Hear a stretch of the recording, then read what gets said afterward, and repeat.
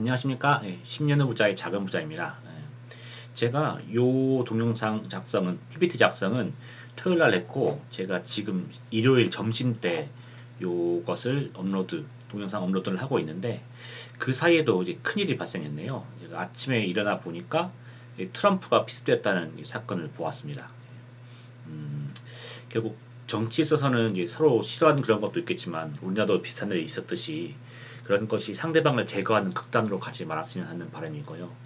그리고 또 하나는 제가 또 JFK 영화를 근래 들어서 봤는데 그 영화의 내용 자체가 이제 한 사람의 일탈이 아니고 뒤에 큰 배우가 있었다는 거, 어두운 배우가 있었다는 것이 그 내용이었는데 이런 이번 피습도 사실상 한 사람 일탈이 아니라 그 뒤에 큰 배우가 있지 않은 그런 사건이 아니기를 바라고 있습니다.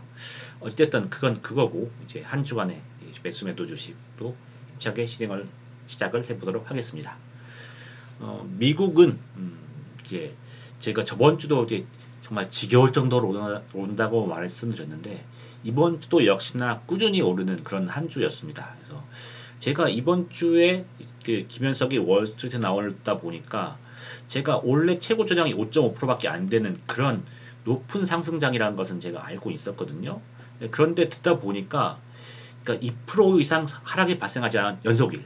그러니까는 뭐 월화수목금 동안 계속 2% 정도 하락이 발생하지 않았다면은 그날에 2% 발생하지 않았다면은 5일 연속 2% 하락이 발생하지 않은 날이지 않습니까?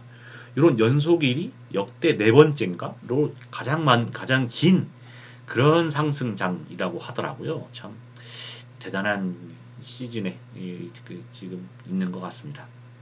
어찌됐든 이런 좋은 상승장이다 보니까 이제 미국의 상승장이다 보니까 갑자기 미국의 CPI가 좋은 지수에도 불구하고 나스닥이 1.5% 떨어진 일이 발생했어요. 그러니까는 이거는 워낙 높다 보니까는 조정이 발생하는 거 아니냐 했는데 그것도 역시나 단 하루 만에 끝내면서 이제 반등을 지속을 하고 있는 그런 상황입니다. 심지어 이제 8월 대정성도 좋아요. 그러니까 이번 달뿐만 아니라 다음 달도 좋으니까 계속 올라가는 그 연속 기록은 계속 높아질 수도 있을 것도 같네요. 그리고 제가 토요일 날은 특별한 이벤트도 없다고 했는데, 야, 이 사람 일은 또 모르는 것이 또 트럼프가 비슷한 사건이 발생하면서 이런 얘기는 좀 삼가야 될 것 같습니다. 그리고 한국은 지지난주에, 그러니까 7월 4일과 5일이었죠. 이제 엄청난 불꽃 같은 상승이 있어서 야 이거 우리나라 같은 단타 위주의 시장인데 이렇게 되면은 이 많은 단타를 중심으로 하는 분들이 지금이 바로 기회인가 하면서 월요일부터 이 단기적인 급등이 오르는 것이 아니야 생각하면서 되게 쫄았었거든요. 네, 그래서 저도 어쨌든지 각오하면서 그랬었는데 월요일날 상승해주고 그런데 그 후로 화수목금은 다 코스닥이 넘어지면서 잠시 쉬어가는 그런 한 주가 되었습니다. 그리고 코스피는 좀 버텨주는 것 같다가 이게 미국이 금요일 날 이렇게 나스닥 일정 떨어졌죠. 그러니까 코스피도 못 버티면서 금요일 날 떡락을 해주면서 결국은 이번 한 주가 7월 4일과 5일의 기세를 이어가지 못하고 주춤한 한 주가 되어 버렸습니다. 저로서는 이제 일단 4일날 5일날 원투 스트레이트 얻어맞고 이제 기세적으로 대세적 상승 들어가면 큰일 났는데 해서 걱정하고 있는 상황에서 정신 차리게 할 수 있는 그런 한 신일 타임을 주는 그런 한 주가 되긴 했습니다. 참 저로서는 다행인데 어떤 면에서는 이제 대세 상승에 못 나온 것에서는 상승을 기다리는 분들에게는 좀 안 좋은 한 주기도 했겠네요. 그리고 개인적으로 저가 지난번 방송 때 구독자분이 좀 많이 늘었어요. 보통 제가 한 명에서 두 명 정도 늘었는데 이번 주는 세 명이 늘었거든요. 그래서 항상 방송 끝나고 나면은 제가 이제 방송 내에 내가 한 느낌이 어떠는지 생각을 해보는데 저번 주는 방송이 좀 잘 됐다라는 생각이 좀 들더라고요. 그래서 이거 좀 다른 때보다 좀 더 담담하게 말하고 침착하게 말한 것 같은데 그게 좀 주요했나라는 생각도 좀 들기도 하고 그래서 이제 좀 더, 좀 더 침착하고 담담하게 말할 수 있는 방송이 될 수 있도록 그래서 내용을 좀 더 잘 전달할 수 있는 방송이 될 수 있도록 노력하겠습니다. 번외긴 한데 사실 이제 보시면은 그냥 막 찍은 것 같잖아요. 근데 제가 말하다가 말이 빠르고 좀 잘 안 됐다 싶으면 제가 다시 찍는 날도 많아요. 그럼에도 불구하고 아직 이제 멘트라든가 이런 표현 자체가 서툴러서 이게 말을 잘하지 못하는 그런 내용들이 있고 방송 자체가 좀 그럴 때가 있는데 그런 거는 하면서도 점점 는다고 생각하니까 그러면서 좀 더 주식적으로도 방송적으로도 능력을 계속 키워나갈 수 있도록 하겠습니다. 어쨌든 새로 구독해 주신 분들 계속 감사하고요. 그러면 신차게 지난주의 내용부터 진행을 하도록 하겠습니다. 지난주의 계획을 보시면 지난주 방송을 보시면 안 되겠지만은 제가 많이 놀랐던 한 주였어요. 그래서 신용대출을 잘 관리하고 갑자기 신용대출에서 인버스 700만 원 넘게 사다 보니까 신용대출이 확 늘면서 제 저희 원금의 100% 정도의 신용을 출자하게 되었죠. 그래서 좀 신용대출 관리가 필요하고 인버스 매집은 좀 계속 해야겠지만 최대한 주식담보대출까지는 손대지 말고 해보자. 그래서 그리고 자금이 필요하니까 이게 실패한 달러 인버스 요거 빨리 마무리하고 단기 트레이딩으로 들어갔던 자금들도 빨리 회수하자. 그리고 세배 ETF 전략도 돈이 많이 좀 들어간 상태인데 이것도 좀 웬만하면 좀 규모를 좀 빼보자. 그리고 미국에서 올랐던 주식들은 좀 환율이 좋으니까 지금 좀 팔아두자 이렇게 계획을 짰었거든요. 이번에 CGV가 좀 올라주면서 요거 단기 트레이딩 자금은 좀 회수했습니다. 그리고 미국 ETF도 좀 가격이 올라주면서 수익 실현하면서 120만 정도 팔았거든요. 그리고 미국의 일부 종목도 좀 팔으면서 자금을 좀 더 융통할 수 있는 한 주가 되었습니다. 그리고 인버스에 대해서 지금 상당히 놀라면서 갑자기 계속 올라버리면 제가 사긴 사야 되는데 지금 이미 투자금이 많아가지고 비중을 막 늘릴 수도 없는 상황이었거든요.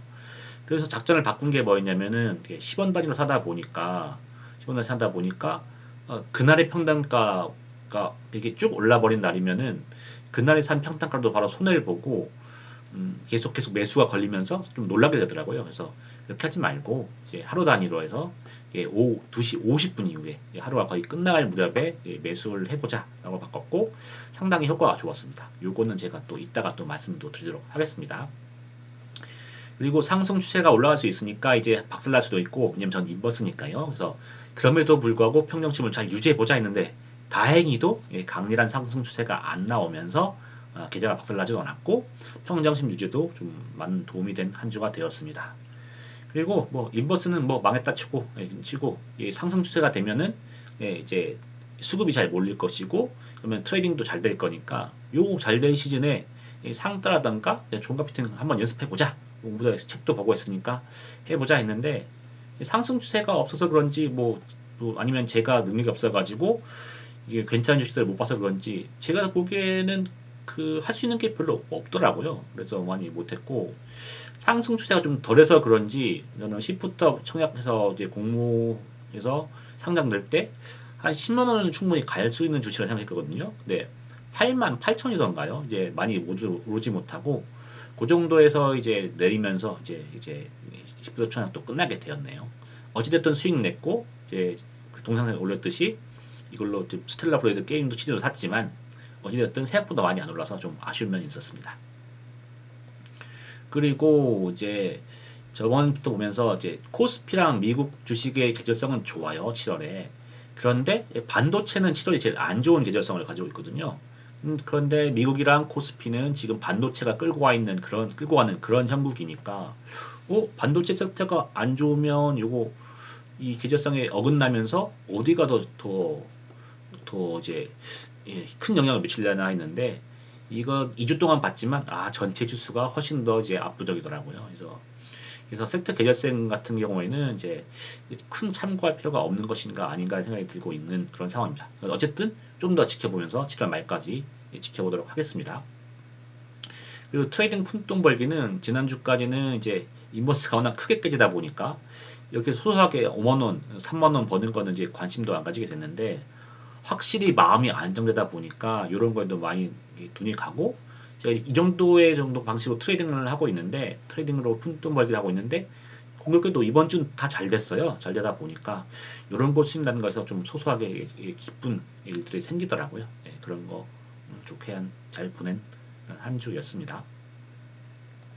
그리고 이번 주에 한국 매도 주식은요. 이제 요약하자면은 정신적으로 그리고 금전적으로 상승에 대비할 수 있는 그런 한 주가 되었습니다. 일단 금전적인 부분에서는 일단은 월요일 날까지는 코스닥 코스피가 많이 그래도 올라줬어요. 그러면서 코스닥 중심으로 해서 화수목 살동안 이렇게 쭉 빠지는 그런 모습을 보였거든요. 전 월요일날 그 종가 기준으로 해서 이제 어느 정도 매집을 하고 이 매집한 것을 화수목금 동안 이렇게 쭉 파는 그런 한 주가 되었습니다. 그래서 평단가로는 손해로 나오겠지만 사실 이렇게 올라서 샀다가 요 산만큼을 조금씩 나서 판 거라서 결국 사실상 이득을 본 거거든요. 그래서 이렇게 다시 팔아서 마련한 그 인버스를 팔아서 마련한 이 재원, 그리고 CGV랑 미국 주식 처분한 재원, 이런 것이 합쳐져 가지고 어느 정도 금전적으로 다시 또 인버스 살 수 있는 그런 재원을 마련했고, 정신적으로 이제 잠깐 아까 말씀드렸지만은 오후 매집 전략이 참 상당히 주요했던 것 같습니다. 이게 어제 지난주에도 말씀드렸겠지만 이 평당 10원 단위로 처음부터 사다 보면 장을 시작했어요. 시작해서 쭉 사는데 만약 3%가 오르면 저는 처음부터 쭉 샀기 때문에 저희 그날의 평단가는 1.5%가 된 건데, 그렇게 되면은 바로 그날 당일에도 1.5% 손실을 본 거지 않습니까?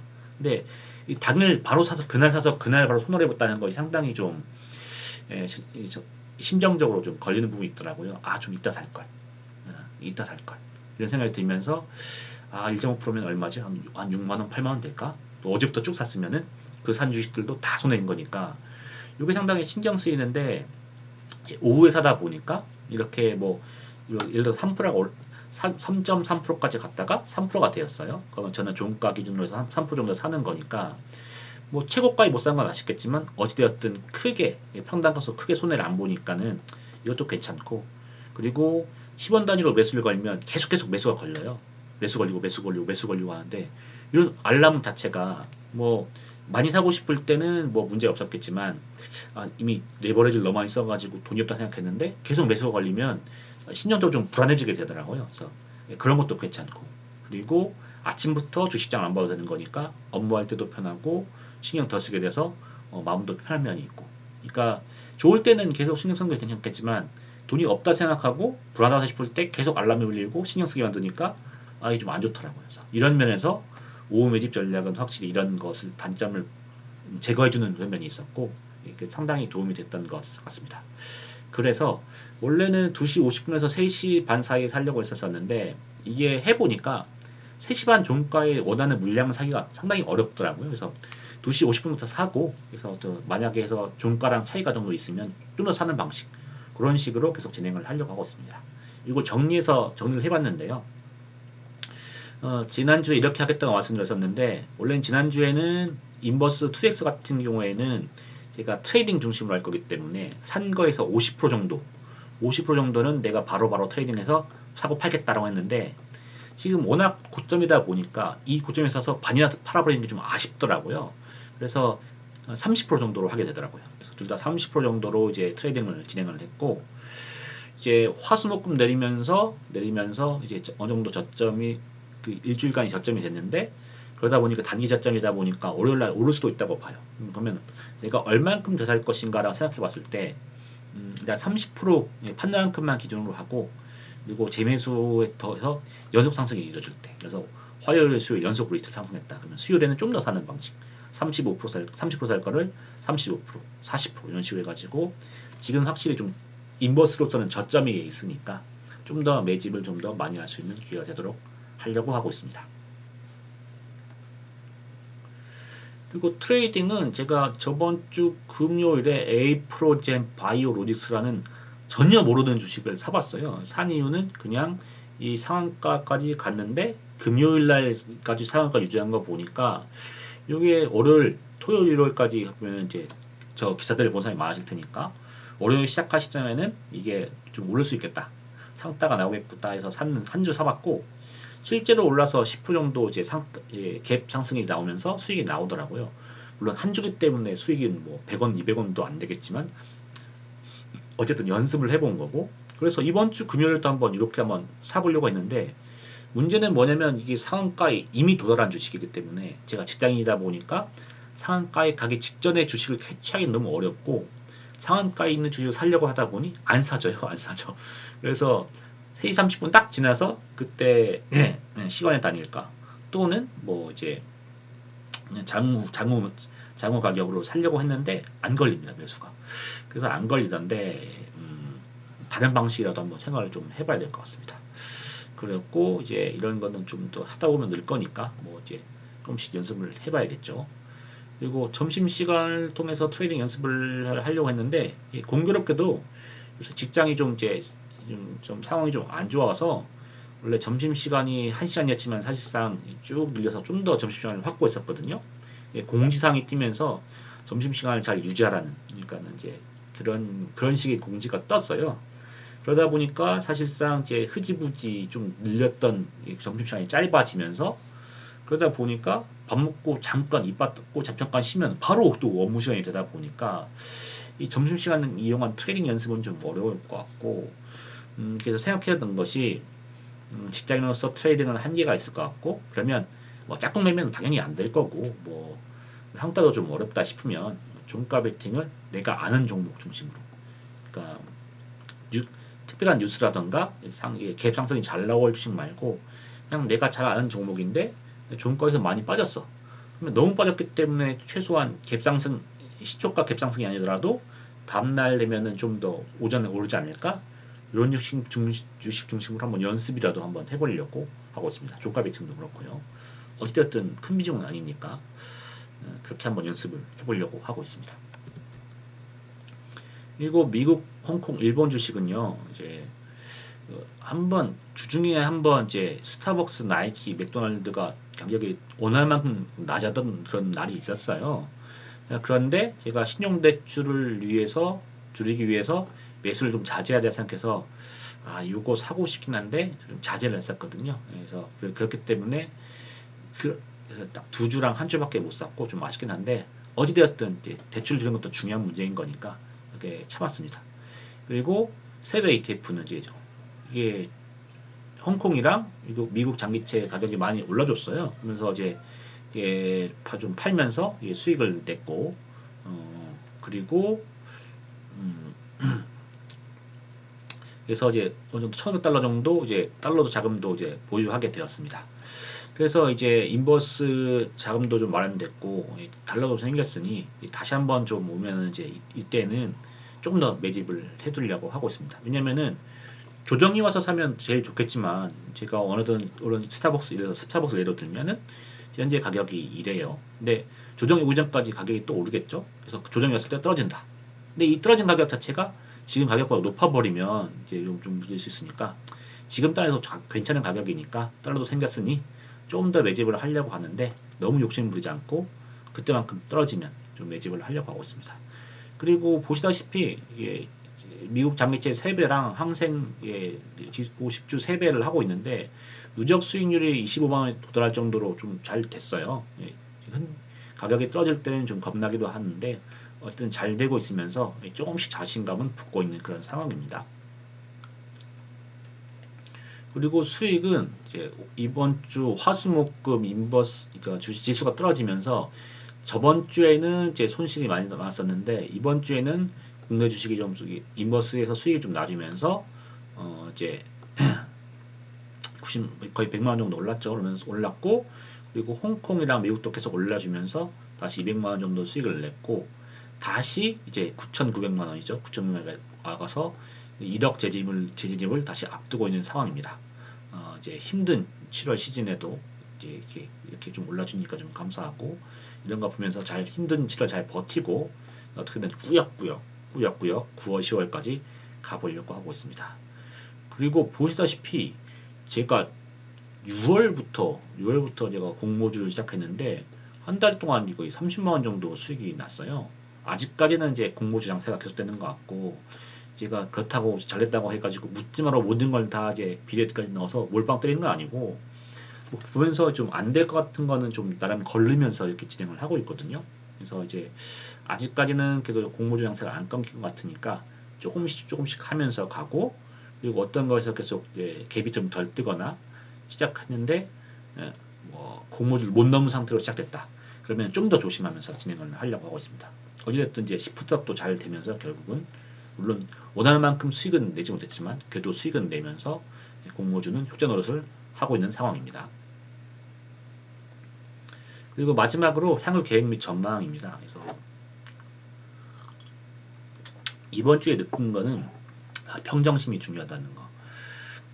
그러니까 7월 4일날 5일날 연속으로 스트레이트를 얻어맞고 토요일 일요일 동안 동영상 쓰고 계획을 다시 정하면서 재정비를 했죠. 그러면서 불구하고 이번 주 정말 이제 갑자기 추세 상승 오면은 좀 힘들 수도 있겠다라고 생각을 했는데 다행히 그런 추세 상승이 안 나오면서 정신적으로 금전적으로 좀 한숨을 돌릴 수 있는 그런 한 주였습니다. 그래서 평정심이란 게 참 중요하구나 라는 걸 참 느끼게 되었는데 이런 경험은 제가 한번 세배 ETF도 한번 접목시켜 볼 필요가 있는 것 같아요. 그래서 세배 ETF를 해보니까 특히 YINN 콩콩 세배 주식은 뭐 오를 때 8% 올 날도 있고 떨어질 때 8% 떨어진 날도 있더라고요. 그래서 8% 같은 떨어진 날이면 어떤 생각이 드냐면 딱 떨어지면은 내가 너무 고점에서 많이 산 거 아닌가? 이거 어떡하지? 라는 생각이 정말 들 수밖에 없더라고요. 금액이 좀 작더라도. 물론 금액이 더 컸으면 더 불안했겠죠.